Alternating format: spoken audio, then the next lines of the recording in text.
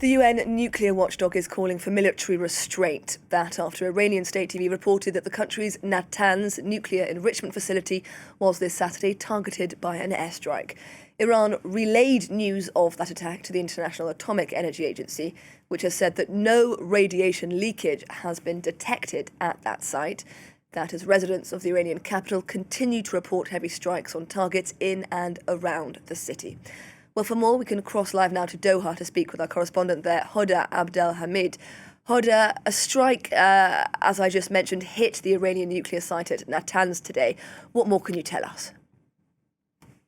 Well, the Iranian nuclear agency is not being very transparent about it. All it said that the radiation levels were fine and that there was no harm to civilians. Now, we know that it was hit by a couple, at least, of bunker buster bombs. Why at this time is not very clear, because if you recall, back in June 2025, during the 12-day war, that specific facility had been hit. And at the time, President Trump had said that it had been completely obliterated and totally destroyed. So why again? One explanation could be is that the premise of this war was about destroying Iran's nuclear facilities, the US and Israel alleging that Iran had rebuilt most of it. And then if you see over the past of the last 3 weeks or so, the course of the war had deviated a lot, mainly being assassination of senior political and military leadership, and then also the destruction or the debilitation of Iran's missile capability. With this war being very unpopular in the US, it's possible that the Trump administration has decided to revert back to the initial goal of the war. Now, as strikes continue to fall in Iran, Iran isn't letting up in its attacks either, even hitting the Diego Garcia military base in the Indian Ocean today. What does this tell us about Iran's military capabilities as we enter the fourth week of this war?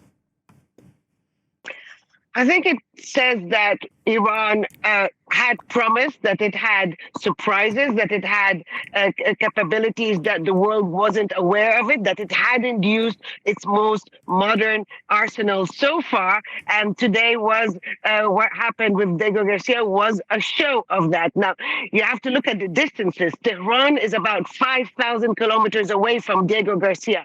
The closest Iranian point in the south of the country is about 3,800 kilometers.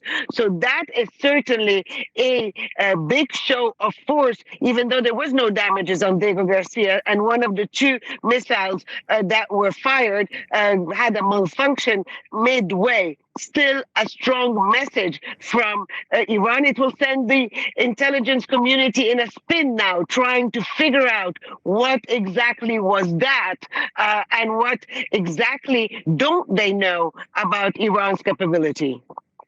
Now, Hoda, in a drastic move to ease soaring oil prices amid serious disruption to global shipping routes, the Trump administration has waived sanctions on the purchase of Iranian oil at sea for 30 days. The US Treasury Secretary Scott Bessent says the waiver will bring some 140 million barrels of oil to global markets. Hoda, this move does, at first glance at least, appear rather contradictory.